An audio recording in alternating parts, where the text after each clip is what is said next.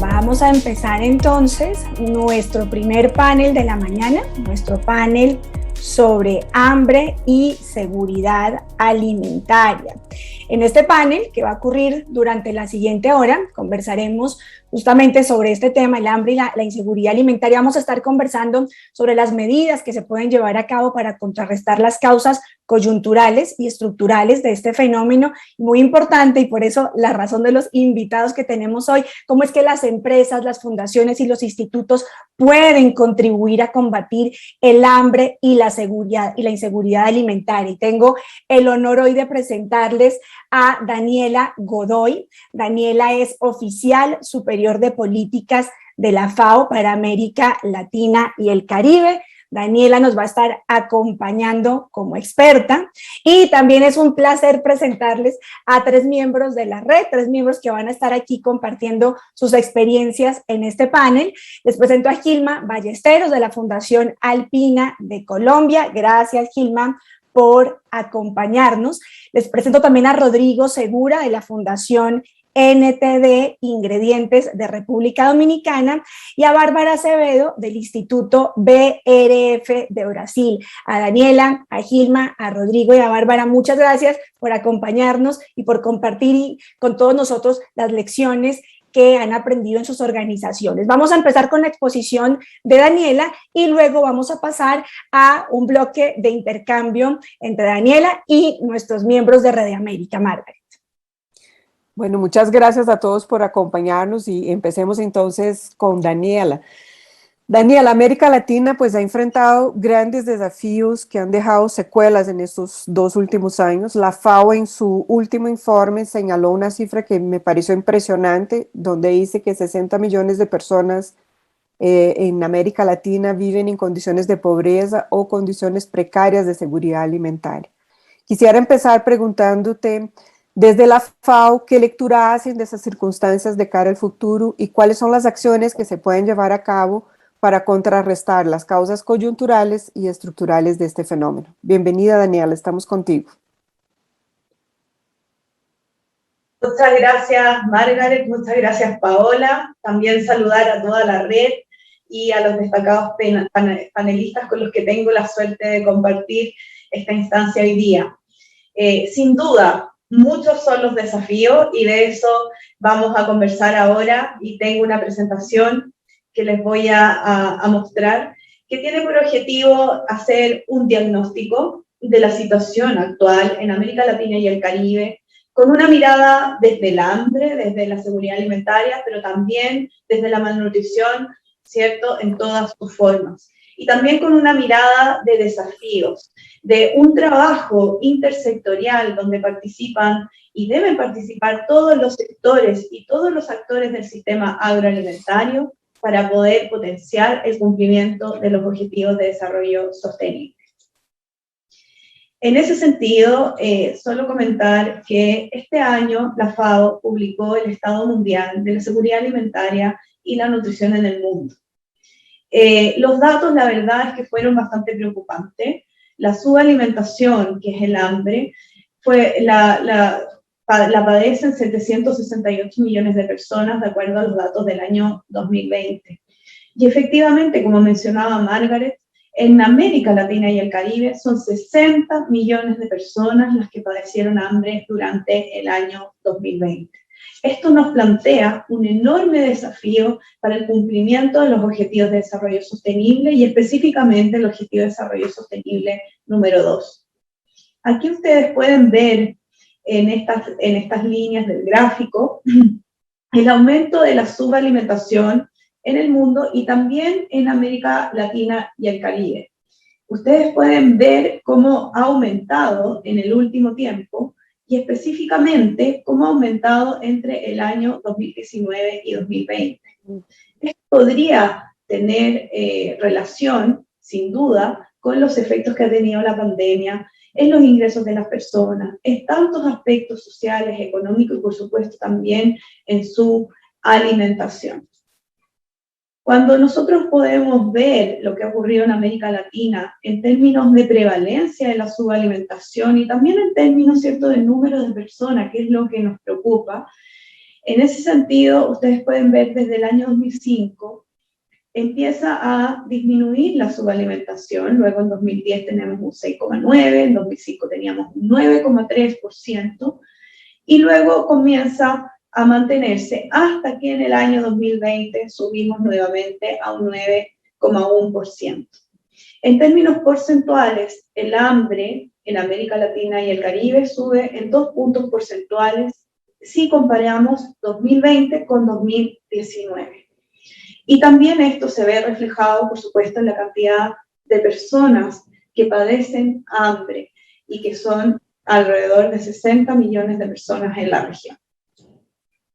Por tanto, la región muestra un retroceso de 15 años en la prevalencia de la subalimentación y más de 20 años en el número de personas afectadas por el hambre. Esto nos presenta un enorme desafío para la transformación de los sistemas agroalimentarios para poder, ¿cierto?, alcanzar este objetivo de desarrollo sostenible. Pero junto con el hambre también hay otro indicador que es muy relevante, que es la inseguridad alimentaria.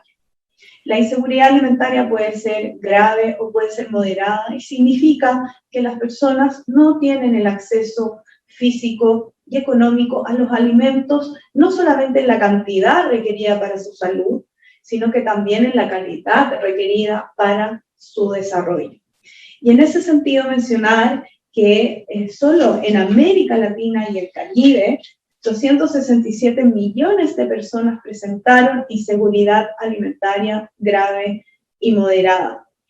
Esta inseguridad alimentaria moderada o grave aumentó en 9 puntos porcentuales cuando comparamos los datos del año 2020 con los datos del año 2019. Por lo tanto, aquí ya tenemos dos desafíos que son muy importantes y relevantes. Aquí ustedes pueden ver la evolución en el tiempo de la inseguridad alimentaria en América Latina y el Caribe, y pueden ver en el fondo el crecimiento de los 9 puntos porcentuales cuando comparamos lo ocurrido en la cantidad de personas que padecen inseguridad alimentaria, de acuerdo a escala FIES, en el 2020 en comparación a la cantidad de personas en el 2019. Por lo tanto, en ese sentido, podemos decir que también se nos presenta un enorme desafío con la inseguridad alimentaria y que está relacionada no solamente con el hambre, sino que está relacionada también con la malnutrición en todas sus formas. La inseguridad alimentaria también ha evolucionado a lo largo del tiempo. Ustedes pueden ver que en América Latina y el Caribe, en 2014, podríamos decir que había 47 millones de personas, por ejemplo, con inseguridad alimentaria severa, y este número en el año 2020 es 92 millones de personas. En lo que respecta a la inseguridad alimentaria moderada y grave, como ya señalé, actualmente en el último dato que tenemos del 2020, y significa que 267 millones de personas presentan inseguridad alimentaria. En el año 2014 eran 153 millones de personas. Por lo tanto, a escala mundial, también hay que plantearse otros desafíos, como por ejemplo la brecha de género. Y la brecha de género es muy importante en materia de inseguridad alimentaria porque las mujeres padecen más inseguridad alimentaria moderada o grave que los hombres. También hay brechas de género en la región asociadas, por ejemplo, a los temas de obesidad. Pero en relación a la inseguridad alimentaria, a razón de un 10% más que los hombres en 2020, frente a una proporción del 6% en 2019. Es decir, esta brecha aumenta cuando comparamos lo ocurrido en 2019 y 2020. Y eso tiene relación con todos los efectos de la pandemia que sabemos que impactaron profundamente a las mujeres, también a las mujeres en la región, siendo la brecha actual de un 30%. Por lo tanto, ahí también tenemos un tercer desafío de cómo nosotros podemos tener políticas públicas con enfoque de género. Otro desafío importante tiene que ver con el costo de las dietas. Hay distintos tipos de dietas que hemos identificado desde la FAO. Está la dieta suficiente en cuanto a energía, tenemos la dieta adecuada en cuanto a nutrientes y la dieta saludable. La dieta saludable es aquella que proporciona calorías, que proporcionan nutrientes, ¿cierto?, adecuados, pero que también incluye una ingesta más diversa de alimentos que son también más variados y que pertenecen a grupos diferentes. El costo de la dieta saludable es más alto que el costo de las otras dietas, y por lo tanto ahí se presenta un enorme desafío también, que no solo se puede abordar desde un solo sector o un grupo de actores del sistema agroalimentario, sino que en todo el sistema agroalimentario en su conjunto. En el año 2019, 3.000 millones de personas en el mundo no pudieron acceder a una dieta saludable. Y en América Latina y el Caribe, ese número llegó a 113 millones de personas. Es importante destacar que en África y en América Latina se muestra un aumento de la inexhaustibilidad de las dietas saludables. Mientras que, por ejemplo, en Asia, en Oceanía y en América del Norte se muestra una disminución. Por lo tanto, eso también es importante considerar, que el costo de las dietas saludables sigue siendo un enorme desafío, porque poder aumentar el acceso a dietas saludables en América Latina y el Caribe va a tener un impacto en la seguridad alimentaria y sin duda también en la malnutrición en todas sus formas. Ustedes aquí pueden ver el costo de las dietas saludables, de acuerdo a los datos del 2019, en América Latina y el Caribe, en el Caribe, América Latina, América Central y América del Sur. Ustedes pueden ver que en promedio el costo de una dieta saludable al día por persona es de más de $4, ¿ya? Esto también implica un porcentaje de cambio importante entre 2017 y 2019 en relación al costo de las dietas, y cómo esto también va a ir impactando en que menos personas, ¿cierto? Si ese costo sube, menos personas pueden ir accediendo a ello. Otro tema importante también es la malnutrición en todas sus formas. Hay muchos países, distintos territorios en América Latina y el Caribe, donde vamos a ver que hay personas que padecen inseguridad alimentaria, pero a la vez también hay personas que padecen obesidad, ¿cierto? Y los niveles de obesidad han sido muy altos en los últimos años. 1 de cada 4 adultos en la región presenta obesidad, y en el caso del promedio de los niños que presentan sobrepeso y que son menores de 5 años, es un promedio que es mayor al promedio global. Por lo tanto, ahí también tenemos un enorme desafío. Junto con eso también se presentan, sobre todo en zonas rurales, territorios rezagados, un impacto también por el retraso en la talla, en el caso de los niños y niñas, que sabemos que es un indicador muy importante no solo para la salud de los niños y niñas, sino que también para su desarrollo. Junto a todos estos desafíos, también sabemos que la población mundial va a superar una cierta cantidad de habitantes en el mundo prontamente, y que nuestro sistema agroalimentario va a tener que responder a esto. Pero junto con esto, ese sistema agroalimentario estaba impactado por aspectos como la pandemia de la COVID que tuvimos, pero también, ¿cierto?, por temas como el cambio climático y otros aspectos que seguramente vamos a conversar a continuación. Por lo tanto, ahí también tenemos que abordarlo desde distintas miradas.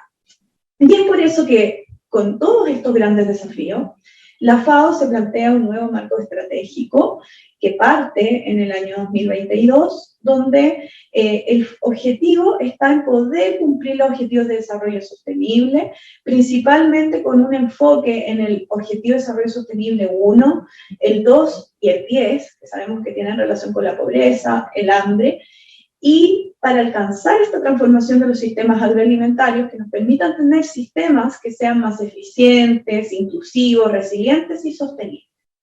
Para eso hay 4 objetivos grandes, que son alcanzar una mejor producción, alcanzar una mejor nutrición, un mejor medio ambiente y una vida mejor. Cada uno de estos objetivos tiene a su vez distintos tipos de metas, indicadores y acciones que nos estamos planteando. Como estamos hablando de hambre y seguridad alimentaria, me voy a concentrar en la mejor nutrición. Y ahí nos estamos planteando metas bien importantes que tienen relación con alcanzar estas dietas saludables para todos y todas, con poder también mejorar la nutrición, especialmente en las zonas más vulnerables, los sistemas de inocuidad alimentaria y otros grandes temas como la reducción de pérdida y desperdicios de alimentos y el comercio internacional. Cómo a través del comercio internacional nosotros podemos generar, por ejemplo, en este año, mayor reactivación económica, pero también, muy importante, mayor seguridad alimentaria para toda la población. Y en ese sentido, hemos planteado un marco de sistemas alimentarios más sostenibles, que incluye distintos aspectos y que se los muestro, no para a lo mejor profundizar en cada uno de estos aspectos, sino más bien para mostrar que los sistemas alimentarios son complejos y que en estos sistemas intervienen una serie de acciones y de actores de todos los sectores, donde es muy importante el rol del sector público, por supuesto, pero también muy importante el rol del sector privado, de la sociedad civil y de todos los actores. Sin ir más lejos, en el sistema alimentario, nosotros, ¿cierto?, vamos a tener una serie de factores que influyen en este sistema alimentario, pero también vamos a ver impactadas las dietas por la producción de los alimentos, por las cadenas de suministro de los alimentos y por los comportamientos de los consumidores. En la dieta finalmente impacta todo este proceso que va desde que los alimentos se cultivan, se cosechan, ¿cierto?, se distribuyen, se transportan, hasta el consumo y por supuesto también lo que corresponde al desecho de los alimentos. Por lo tanto, es complejo y para eso se necesita una serie de acciones y de políticas desde los distintos sectores y actores. En este sentido, para alcanzar la transformación de los sistemas agroalimentarios y poder cumplir esta meta de dietas saludables para todos y todas sin dejar a nadie atrás, se requiere una serie de políticas públicas y de acciones. Se requieren inversiones, esto está influido también por los contextos, por ejemplo, todo lo que ocurrió con la pandemia, es complejo y se debe trabajar de forma intersectorial. Por ejemplo, integrar políticas humanitarias de desarrollo y consolidación de la paz, ampliar la resiliencia climática, que vamos seguramente a estar conversando de eso, intervenir a lo largo de las cadenas de suministro y también lo que corresponde a fortalecer todos los entornos alimentarios y cambiar el comportamiento de los consumidores. ¿Qué hacer? Es una pregunta bien compleja. ¿Cómo nos enfrentamos a estos desafíos? Y hay muchas cosas que se pueden realizar, fortalecer. Hay buenas prácticas, buenas experiencias en la región también. Seguramente muchas de ellas las vamos a conocer hoy día. Es muy importante mejorar el acceso físico, ¿ya?, a las dietas saludables, por ejemplo, a través de lo que es el abastecimiento, la comercialización de los alimentos, pero también el acceso económico, para no dejar a nadie atrás y poner este foco en las personas más vulnerables. Otro tema importante es fortalecer los sistemas de medición, ¿ya? Medición de la seguridad alimentaria. Yo les mostré datos, pero es muy importante poder fortalecer los sistemas de medición de escala FIES, por ejemplo, para poder tener las comparaciones entre los distintos años, entre los distintos países, las regiones, y los planes de seguridad alimentaria y nutricional. Muchos de los países de la región tienen planes de seguridad alimentaria y nutricional y esto les permitió también mitigar el impacto que la pandemia pudo tener o que tuvo en la alimentación. También es importante mantener y mejorar los sistemas de protección social que sean sensibles a la nutrición. Los programas de alimentación escolar, por ejemplo, cómo podemos mejorar su cobertura, pero también su calidad, incorporando técnicas como la gastronomía, considerando los productos locales, las compras públicas, cómo hacemos también esta relación con la agricultura familiar, cómo incluimos también, por ejemplo, educación alimentaria y nutricional. También el apoyo a los medios de vida de agricultores y agricultoras. Debemos apoyarlos, ¿cierto? Hay un componente social importante y también hay un componente desde la mirada más de la agricultura. La inversión e innovación a lo largo de la cadena de suministro, la medición y las políticas para reducir pérdida y desperdicios de alimentos, fortalecer la capacidad para mejorar la inocuidad y la calidad nutricional de los alimentos, y políticas, regulaciones y diálogo intersectorial. Por ejemplo, para la prevención de obesidad, para la prevención de malnutrición en todas sus formas. Otro tema importante es fomentar patrones alimentarios más saludables y sostenibles, trabajando con entornos alimentarios, también trabajando con las personas a través de la producción, las cadenas de suministro, las inversiones y fomentar prácticas que hagan frente al cambio climático, donde se busque la resiliencia, la sostenibilidad, mejorar el acceso a las nuevas tecnologías y mercados de la agricultura familiar, en los pequeños y por no decir medianos productores y productoras, cómo incluirlos en el comercio internacional, en la comercialización, garantizar el funcionamiento también del comercio internacional. Y otro tema importante es incorporar enfoques en estas políticas públicas. El enfoque de género, el enfoque multicultural, ya para poder alcanzar estos sistemas alimentarios que sean más inclusivos y sostenibles. Muchas gracias. Gracias a ti, Daniela, por esta excelente presentación. Nos has dejado muy claro el estado de la situación y, como decías, esos datos preocupantes para América Latina en materia de su alimentación e inseguridad alimentaria. Nos dejaste también bien señalados los desafíos y las medidas hacia las que debemos avanzar como región, pero también nos hacías ahí en la última parte, Daniela, esa invitación a sumar esfuerzos al diálogo y a la articulación entre actores. Y justamente ya luego vamos a seguir profundizando contigo en aspectos que has señalado y que de hecho quienes están siguiendo esta transmisión por el chat también han coincidido contigo en algunos de esos desafíos. Y conversando sobre esa invitación que nos dejabas para sumar esfuerzos, Daniela, queremos invitar ahora a Gilma de la Fundación Alpina. Gilma, y justamente la Fundación Alpina desde hace varios años viene trabajando en este tema de la seguridad alimentaria en Colombia, y una de sus experiencias más representativas es el trabajo que han desarrollado en el departamento de La Guajira, al norte de Colombia, que lo han hecho de la mano de diferentes aliados en 9 comunidades de la etnia Wayuu. Ustedes ahí, Gilma, han consolidado desde la Fundación Alpina un modelo muy sólido de producción de alimentos con resultados muy significativos en materia de ecosistemas productivos, generación de ingresos y autonomía alimentaria. Por favor, Gilma, cuéntanos brevemente sobre este trabajo de la Fundación y también cómo a partir de esas lecciones que han aprendido con este trabajo desde la Fundación Alpina, qué comentarios, qué preguntas te genera la presentación que nos acaba de hacer Daniela. Bueno, muchísimas gracias por este espacio y por supuesto la Fundación Alpina viene trabajando ya hace más de 10 años en diferentes proyectos en zonas rurales en Colombia.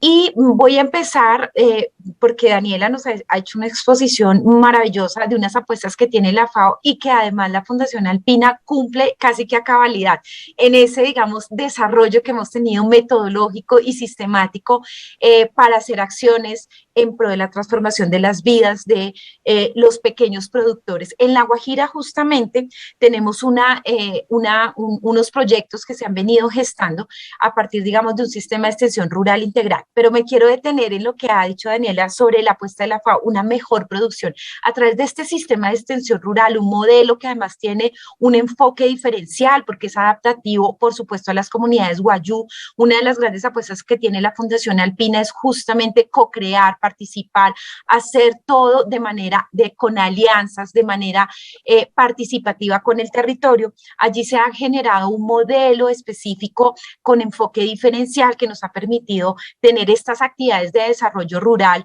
en la Alta Guajira. Además, con unos dividendos no solo económicos, que ya les voy a contar cuáles son esos dividendos económicos, sino también unos dividendos ambientales bien importantes que han mejorado además el abastecimiento de alimentos y la mejor nutrición de las comunidades Wayuu. Y por supuesto ese conjunto lo que hace es generar transformaciones en las condiciones de vida de pequeños productores, que es el horizonte que se ha propuesto la Fundación Alpina y en la que venimos trabajando. ¿Qué hemos hecho en La Guajira? En La Guajira lo que se ha hecho es una serie de actividades conjuntas, porque se ha hecho con las autoridades indígenas, con la participación de las comunidades Wayuu, y se desarrollaron unas unidades productivas, unas huertas familiares y caseras, y estas unidades productivas son comunitarias. Eso tiene una especialidad porque además, digamos, la gobernanza de ello viene a partir de todo el sistema cultural y político que tienen las mismas comunidades Wayuu. A partir de esa experiencia, lo que hemos logrado es disminuir en 14 puntos porcentuales el IPM, 14.4% se disminuyó la pobreza monetaria, hemos logrado aumentar la productividad en el 84%, y algo muy específico y especial, y es pasamos de 39 al 80% en garantizar 3 comidas diarias. Algo que llamaba la atención, Daniela, era como la inseguridad alimentaria durante el 2020 se incrementó. Lo que ha hecho la Fundación Alpina con este proyecto en especial fue contener esos efectos colaterales de la pandemia, logrando una seguridad alimentaria allí, logrando garantizar 3 comidas y logrando también el abastecimiento de alimentos a partir de la producción de los mismos. Y además, entonces, allí la disponibilidad de alimentos se logró incrementar en un 26%, y eso es bien importante. Una de las cosas también que es bien importante destacar acá es que cuando iniciamos las actividades en la Alta Guajira, solamente habían 5 productos, hoy hay 23 productos. Con eso hemos garantizado también que exista una mayor variedad de alimentos con alto contenido nutricional que se incorporan a las dietas y de una u otra forma aportar a esas dietas saludables que llamaban la atención, Daniela. Yo creo que ahí la Fundación ha sido visionaria también en tener este conjunto de actividades, porque sabemos que no es una producción de alimentos únicamente, sino que esa producción de alimentos no se puede hacer de cualquier manera, se tiene que hacer de manera agroecológica, porque tenemos que también tener unos dividendos ambientales, y que además esa producción de alimentos se incorpore en las culturas gastronómicas de las comunidades, y ahí entonces hacemos un cierre realmente importante. Y por supuesto, en este proyecto en específico en la Alta Guajira, que ha sido, digamos, en realidad un proyecto maravilloso en el que todas las personas que trabajamos en la Fundación apreciamos mucho, por varias razones: las dificultades en el acceso a llegar, pero también en la receptividad que han tenido las comunidades wayú con la Fundación Alpina, y también por todos los logros que se han conseguido. Para también contar un poco cuál es la mayor dificultad de la Alta Guajira, creo que no es un secreto para ninguno, para el público, las dificultades en materia de agua. Por supuesto, la primera actividad que tuvimos que hacer, que la Fundación Alpina tuvo que diseñar, era lograr una mejor disponibilidad de agua. Allí se lograron hacer unos pozos artesanales, se logró instalar un sistema de riego que funciona a través de energía solar, y de esas 9 comunidades, las 9 comunidades tienen disponibilidad de agua aproximadamente 20 horas de los 7 días a la semana. Entonces, pasar, por supuesto, esa disponibilidad lo que nos permitió fue el desarrollo de las unidades productivas, y de allí pues el abastecimiento de alimentos. Entonces, no solo un abastecimiento también, sino una generación de ingresos que lograron en esos excedentes de los productos alimentarios poderlos vender en circuitos cortos de comercialización y tener ahí 2 ganancias: 1, ese abastecimiento, y 2, una generación de ingresos. Allí, digamos, hemos tenido un esfuerzo bien importante. Entonces, en esta invitación que hace Daniela de qué hacer, yo creo que la Fundación Alpina está de acuerdo con todo lo que ella ha colocado allí en ese qué hacer. En ese qué hacer hay que realmente promover este tipo de proyectos, este tipo de actividades, del desarrollo realmente de capacidades productivas, de unidades productivas en pequeños productores rurales, allí en donde están esas zonas complejas, lograr realmente una producción adecuada, y esa producción adecuada tiene que ver con fomentar prácticas agroecológicas, y por supuesto que logre la autonomía del abastecimiento de alimentos, que es tan necesario para esos objetivos de desarrollo sostenible. Ahí todo el compromiso de la Fundación Alpina en estos aspectos, creo que nos articulamos perfectamente en ese llamado de atención que hace Daniela. Creo que esa es la apuesta que tiene la Fundación Alpina, en eso estamos allí en la Alta Guajira, pero también estamos en el Cauca, Cundinamarca, Chocó, y bueno, la idea es poder llevar estas buenas experiencias para hacerlo. Finalmente, como soy la coordinadora de gestión de conocimiento, por supuesto la medición, tener un estructurado, toda un andamiaje, una estructura de gestión de conocimiento nos ha permitido varias cosas: monitorear por supuesto, los proyectos, evaluarlos, porque es tan importante lo que decía Nela, tener los datos para tener estos resultados, los cálculos los hicimos aquí en casa, porque medimos, hacemos las líneas bases, recapturamos esa información y nos permite calcular esos resultados que hoy tengo la fortuna de contarles. Sistematizamos esa experiencia para tener esa memoria y, por supuesto, transferimos ese conocimiento, y el conocimiento es horizontal. Allí partimos ya del conocimiento y la experiencia de las comunidades Wayuu, hemos sumado esos conocimientos y esa experiencia, y ahora estos espacios que son fabulosos porque podemos transferir esos aprendizajes, podernos sumar a otros tipos de iniciativas, poder seguir sumando en el territorio y poder también, por supuesto, compartir la experiencia. Y en materia de innovación e investigación, que también hace parte de nuestra gestión de conocimiento, estamos ya trabajando para que esa disponibilidad de agua mejore mucho más. Y por supuesto necesitamos también hacer una inversión para revertir el cambio climático. Una de las desafíos que tenemos en la Alta Guajira es que a raíz del cambio climático ha dejado de llover y eso ha disminuido, por supuesto, la disponibilidad de agua. Allí estamos trabajando fuertemente en poder tener unos proyectos en materia agroforestal para reversar esos efectos del cambio climático y que podamos realmente colaborar y tener unos dividendos ambientales que para la Fundación, pero para el planeta es muy importante. Y bueno, cierro acá para dejarle también espacio a mis compañeros y quedo atenta a alguna pregunta. Gracias, Gilma, por esa intervención. ¿Quieres continuar, Margaret? Claro que sí, pues yo quisiera ir a República Dominicana y pasar a Rodrigo para que Rodrigo nos cuente un poco qué hace la Fundación. La Fundación sabemos que viene desarrollando intervenciones enfocadas a malnutrición, a buscar una alimentación completa, equilibrada, suficiente para toda la familia y a movilizar la cooperación en las comunidades. Así que, Rodrigo, ¿cómo conectas tu intervención, el trabajo que ustedes hacen con la presentación de Daniela y qué preguntas o comentarios quisiera plantearles a Daniela? Gracias, Margaret, y muchísimas gracias por la invitación.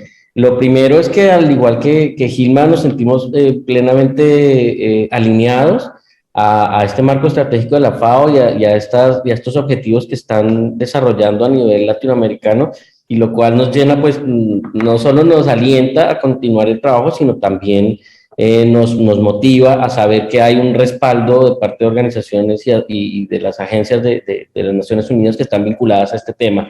De nuestra parte, la intervención que queremos presentar y la iniciativa básicamente obedece a una iniciativa que surgió a finales del año 2019, en el que el Nodo Dominicano de Red América decidió hacer una intervención conjunta en una comunidad, en dos comunidades cercanas a la capital, a Santo Domingo, para la recuperación de la cuenca de un río que se llama el río Higüero. Por nuestro tipo de organización, y estamos realmente vinculados al tema nutricional, pues decidimos enfocarnos en este tema, y la iniciativa giraba en torno a establecer el estado nutricional de adultos mayores y sus familias, que estaban obviamente en estado de vulnerabilidad y que son familias que se encuentran obviamente bajo presión socioeconómica. La idea era encontrar el índice de masa corporal a través de la toma de antropométricos y a través de una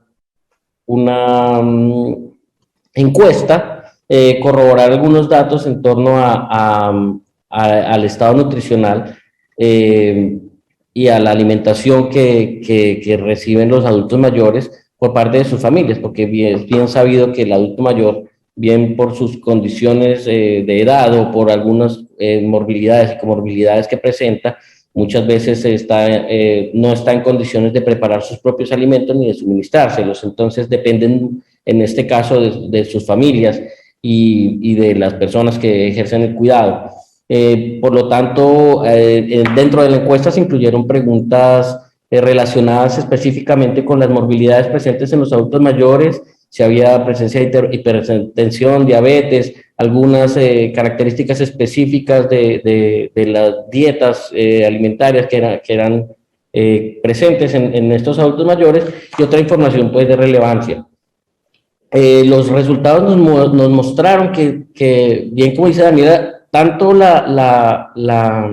hay presencia de malnutrición por sobrepeso y obesidad como por desnutrición, pero en nuestro caso, y esto fue antes de pandemia, el 44% de los participantes presentó malnutrición por exceso, es decir, sobrepeso y algún grado de obesidad, que como sabemos es un factor importante de riesgo para otro tipo de enfermedades no transmisibles como tipo diabetes o cardiopatías, la presencia de accidentes cardiovasculares e incluso algunos tipos de cáncer.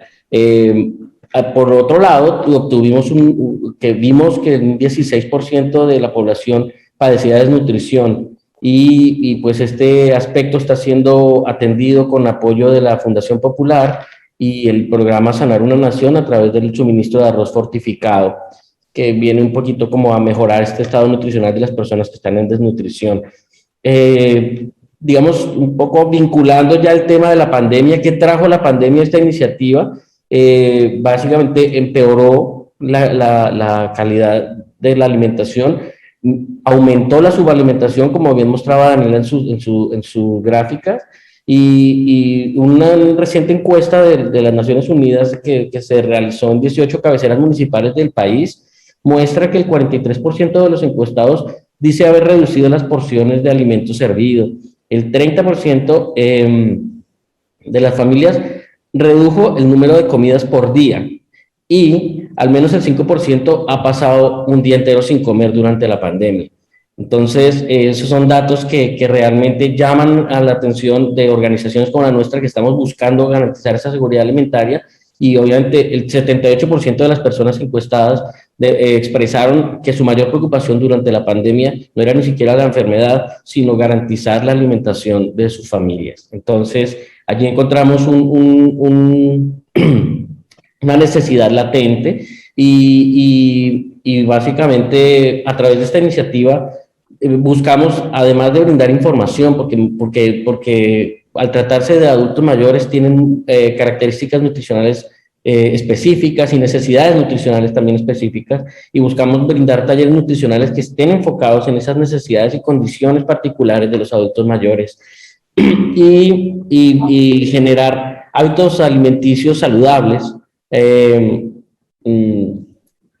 con miras también un poco a romper como esas formas tradicionales de preparación de alimentos que por lo general pues reducen también la posibilidad de los adultos mayores de nutrirse adecuadamente, y también generan pues consumo de altos contenidos de grasa, sal, sodio y otro tipo de aspectos que deterioran pues su bienestar y su salud.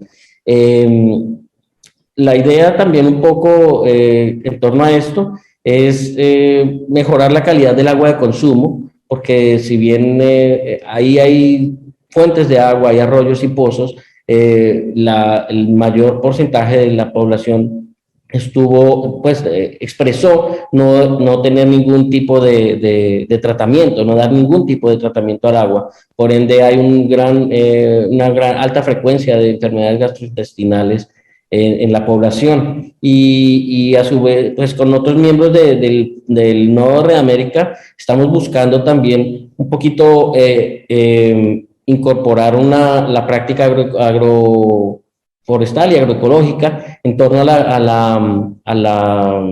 al cultivo de huertos orgánicos, huertos caseros y comunitarios que van a traer, a romper un poco las barreras de acceso a ciertos grupos de alimentos que han sido identificados como carentes en la dieta de esta población, y que obviamente a través por ser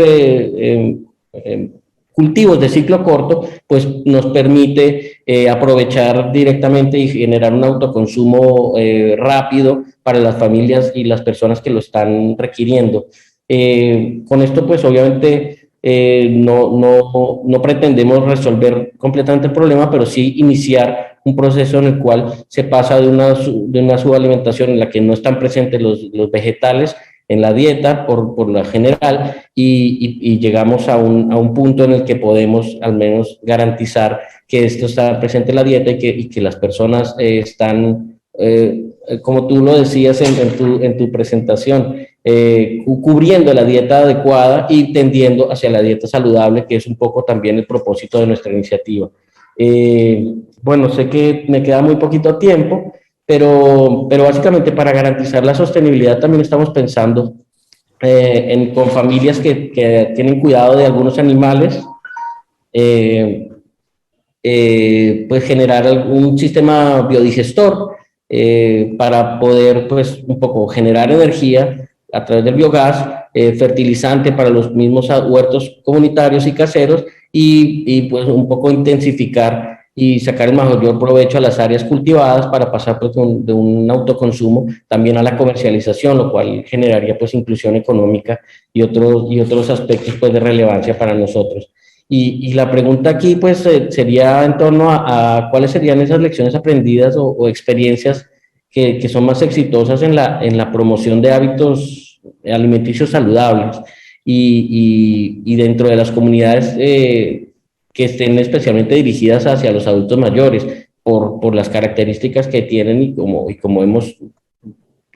es sabido, pues obviamente tendientes hacia su bienestar, qué debemos hacer y qué no deberíamos hacer. Y muchas gracias por la invitación y por el tiempo. Daniela.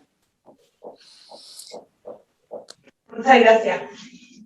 Bueno, yo quiero mencionar dos aspectos fundamentales que han compartido estas dos experiencias de la Fundación Alpina y la Fundación NTD. Felicitarlos porque de verdad que los enfoques que están dando, el trabajo que están haciendo ha sido fundamental y es fundamental para poder alcanzar ciertos objetivos de desarrollo sostenible de los cuales estábamos conversando. Primero, en lo que respecta a la Fundación Alpina, creo que me gustaría destacar esa evaluación que hicieron y cuál ha sido el impacto de la intervención que están haciendo en estas 8 o 9 comunidades, porque efectivamente el impacto ha sido no solamente un impacto en los niveles de pobreza, como mencionaban, sino que también en lo que es la disponibilidad y el abastecimiento de los alimentos. Por lo tanto, esto también impacta en la nutrición. Otra cosa que me gustaría destacar, que es muy importante, es este enfoque de sistema agroalimentario que incluyen en su proyecto, en su programa, ya que consideran los circuitos cortos, también mencionaron temas de innovación, cómo han enfrentado el tema del agua, que eso también es muy importante, y también aspectos asociados a la medición y la nutrición. Por lo tanto, es un proyecto bastante completo, pero también destacar la importancia de los sistemas agroalimentarios de distintas comunidades, los sistemas alimentarios de los pueblos indígenas y afrodescendientes, que son muy importantes de considerar y destacar porque consideran esta visión holística, consideran también la biodiversidad, la resiliencia y el cuidado por los recursos naturales. Por lo tanto, eso también es importante de poder destacar. Y en relación a la pregunta que me hacía Rodrigo, y también destacar el importante programa de la Fundación NTD, primero, señalar que es muy importante que los temas de seguridad alimentaria y nutrición deben abordarse a lo largo de todo el curso de vida.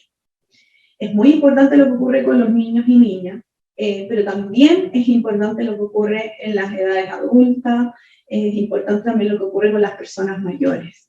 Y en el caso de las personas mayores a nivel de América Latina y el Caribe, hemos visto un impacto en la malnutrición por exceso en muchos países, las enfermedades no transmisibles asociadas a las dietas, pero también recordar la inseguridad alimentaria, sobre todo en los momentos de pandemia en que las personas mayores se vieron muy afectadas por los confinamientos, por la pandemia. Por lo tanto también ahí hay un punto. Y otro tema a destacar también es la deficiencia de micronutrientes. Esto hace que nosotros debamos trabajar con una visión en la línea de lo que señalaba Rodrigo, la Fundación NTD, considerando por una parte los programas alimentarios o los programas de protección social que pueden ir dirigidos a las personas mayores, pero también entregando herramientas para esa educación alimentaria y nutricional. Ahí doy un ejemplo del proyecto Nodo de FAO Chile, que está involucrado FAO Chile, que es un proyecto de Naciones Unidas, de todo el sistema de Naciones Unidas, pero que de alguna manera considera los aspectos de cómo apoyar a los cuidadores, las cuidadoras de las personas mayores y también a las personas mayores en lo que son estos hábitos saludables. Y ahí mencionar también las guías alimentarias. Ya en nuestra región tenemos en varios países implementadas guías alimentarias y en ese sentido es muy importante ver cómo nosotros podemos hacer promoción de estas guías alimentarias en conjunto con las medidas de protección social, los programas de alimentación dirigidos a las personas mayores y especialmente a las personas mayores más vulnerables. Y por otra parte también mencionar la importancia de tener políticas públicas y regulaciones para cambiar entornos alimentarios y transitar hacia unos entornos alimentarios que sean más saludables. Ahí se pueden dar ejemplos como la ley de etiquetado de alimentos que se ha implementado en varios países de la región y que existe evidencia de cómo esto ha impactado en la reducción, ¿cierto?, de las compras, del consumo de alimentos que son ultraprocesados. Pero también, por otra parte, tener medidas para poder fomentar y aumentar el consumo de las frutas y las verduras y de los alimentos que son nutritivos, sobre todo también es la edad de las personas mayores. Gracias. Gracias por esa respuesta, Daniela. Ahora queremos ir a Brasil, queremos escucharte, Bárbara, porque el Instituto BRF en Brasil viene trabajando por la seguridad alimentaria. Una de sus recientes iniciativas es Ecocomunidades, que es una alianza justamente para facilitar y ser ustedes parte de la respuesta de una forma innovadora para evitar la pérdida y desperdicio de alimentos. Así que, por favor, Bárbara, cuéntanos de esta experiencia del Instituto BRF en Brasil. Gracias por la invitación y gracias por la oportunidad de estar con ustedes, oyendo las experiencias, también dando información importante para el tema, para nosotros. Y bueno, empezamos a trabajar con el programa Ecocomunidades como una oportunidad de encontrar soluciones innovadoras para el tema del desperdicio y las pérdidas de alimentos, porque cerca de 1.3 mil millones de toneladas de alimentos son perdidos y desperdiciados, y lo que es 30% de los alimentos que son producidos en las cadenas productivas y de consumo. Y eso representa en términos financieros cerca de $1 billón, y cada dólar que gasto con comida representa $2 destinados a externalidades ambientales y sociales y económicas. Y además de este costo financiero, el desperdicio también representa 8% de la emisión de los gases de efecto invernadero. Entonces, acá en Brasil también, por parte de los efectos de la pandemia, miramos a cómo la situación de hambre y de inseguridad alimentaria también encontramos una situación de un poco más, aún más delicada de lo que teníamos en los últimos años, y estimamos que cada brasileño desperdicia cerca de 41 kilos de comida por año. Entonces, eso fue un tema que nos preocupó, y por eso en BRF y en el Instituto empezamos a trabajar para que nuestros compromisos de desarrollo sostenible también lleguen a las comunidades en una agenda de crecimiento hasta 2030. Entonces, el último año determinamos un compromiso público de llevar educación sobre el desperdicio de alimentos para 1,5 millones de personas en todos los territorios donde está la compañía, que está acá en la América Latina, pero también en otros países.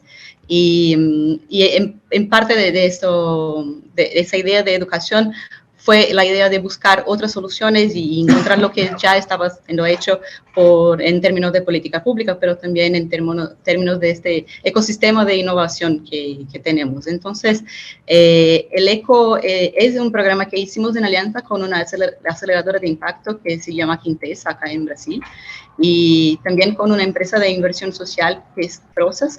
Y el objetivo es buscar esas soluciones de mercado, especialmente en startups que están trabajando con el tema del desperdicio y desarrollando agricultores y consumidores y y mismo en el sector minorista para intentar disminuir estas pérdidas y también esos desperdicios. Entonces, queremos encontrar esas soluciones, acelerar los negocios con una tutoría con ejecutivos, incluso ejecutivos de la propia empresa, pero también especialistas, y después ayudarles a implementar las soluciones en 5 ciudades donde actuamos, entonces, donde está la compañía y donde está el Instituto BRF. Con esa etapa que estamos haciendo para encontrar las soluciones de las startups, también estamos haciendo un proceso de diagnóstico social con los actores de las organizaciones locales, los gobiernos y otras instituciones locales para comprender la temática de manera general y las oportunidades que tenemos en cada territorio. Entonces, a partir de ese diagnóstico, seguimos para una etapa de identificación, subscripción de selección de organizaciones que irán a pasar por una capacitación de fortalecimiento institucional y para nos ayudar a implementar esas soluciones en alianza con las startups en los territorios. Entonces, lo que buscamos es encontrar resultados locales en las comunidades para el tema del desperdicio, pero al mismo tiempo también queremos encontrar buenas soluciones que puedan hacer mejorar la temática en otros territorios también. Entonces, ¿cómo estamos trabajando con ese tema? Lo que me gustaría preguntar a Daniela, y soy muy feliz de tener la oportunidad de preguntar a ella, es porque creemos que la pérdida y el desperdicio es uno de los elementos que afecta la cantidad y el costo de los alimentos y el acceso a una dieta y además de comprometer el uso sostenible de los recursos naturales. Entonces, para la FAO, ¿cuál es el impacto estimado que tendría la disminución de la pérdida y el desperdicio de alimentos y en el aumento de la seguridad alimentaria y la sostenibilidad del medio ambiente? Muchas gracias. Muchas gracias. Yo quiero felicitar por la iniciativa. Efectivamente, las pérdidas y desperdicio de alimentos fueron una parte central de las discusiones y las conversaciones que se dieron y las intervenciones también en la cumbre sobre sistemas alimentarios de Naciones Unidas que tuvimos hace unos días atrás. Y es porque es un enorme desafío. Reducir las pérdidas y desperdicio de alimentos tiene un impacto ambiental, ya sabemos que está relacionado con los gases de efecto invernadero, pero también tiene un impacto económico, tiene un impacto social y también puede contribuir a la oferta de los alimentos y la seguridad alimentaria. Acabar con las pérdidas y desperdicios de alimentos requiere de políticas públicas, regulaciones, leyes, inversiones y también innovación. O sea, requiere de una serie de cosas que se deben de alguna manera enfrentar con una colaboración desde el sector público, la ciencia, el sector privado y también las familias, los consumidores. Hay varios frentes en los que podemos avanzar en materia de pérdida y desperdicio de alimentos. Lo primero es en el conocimiento, porque necesitamos medir cuánto se pierde realmente. Las estimaciones que tenemos desde FAO es que en América Latina y el Caribe se pierde un 11%, alrededor de un 11% de los alimentos que se producen. Pero necesitamos avanzar hacia esa medición y en qué partes de la cadena alimentaria y por qué. ¿Por qué estamos perdiendo lo que estamos perdiendo? ¿Por qué estamos desperdiciando lo que estamos desperdiciando? Otro es el monitoreo también de las medidas de reducción de pérdida y desperdicio. Muchos países tienen medidas, tienen experiencia, ahora conocimos una buena práctica también, pero la pregunta es cómo monitoreamos esa reducción de pérdida y desperdicio esperada a través de la implementación de estas medidas. La evidencia disponible muestra que ya conocemos una amplia gama de soluciones ya para las pérdidas y desperdicio de alimentos, por ejemplo, los servicios de extensión para la agricultura familiar, que permiten evitar las grandes pérdidas en pre y post cosecha. También hay marcos legales que están inspirados, por ejemplo, en el Código Internacional Voluntario de Conducta para la reducción de pérdida y desperdicio de alimentos que tenemos desde FAO, y también los sistemas de vigilancia y monitoreo de las pérdidas y desperdicio de alimentos, más que nada de las pérdidas y de las disrupciones de la cadena de suministro que nos dan una medida real de dónde están ocurriendo las pérdidas para poder prevenirlas. Tenemos que saber dónde están para poder hacer algo. Entonces, se necesita una serie de cosas que nosotros podemos realizar, y si aplicamos en el fondo este enfoque y estas soluciones que son un círculo virtuoso que requieren una serie de colaboraciones, de regeneración, entre otras cosas, también, por ejemplo, podemos mencionar la economía circular, podemos tener un impacto bastante importante en la reducción de pérdida y desperdicio de alimentos y cómo esto puede finalmente influir. De hecho, se estima que podríamos reducir un 8% de las emisiones de gases de efecto invernadero y una cuarta parte del agua utilizada por la agricultura a nivel mundial si nosotros implementamos una serie de medidas para poder tener este impacto. Gracias, Daniela. Gracias por este cierre y por estas reflexiones que nos dejaste. Gracias también a nuestros panelistas maravillosos, miembros de la red, Gilma, Bárbara y Rodrigo. Recibimos muchas preguntas y comentarios interesados, por supuesto, en los datos y los desafíos que marcabas, Daniela, pero también en esas experiencias que trajeron aquí hoy nuestros miembros. Así que con seguridad vamos a continuar este tema y en los próximos meses vamos a seguir conversando e intercambiando sobre este tema de la seguridad alimentaria. Gracias por estar aquí con nosotros.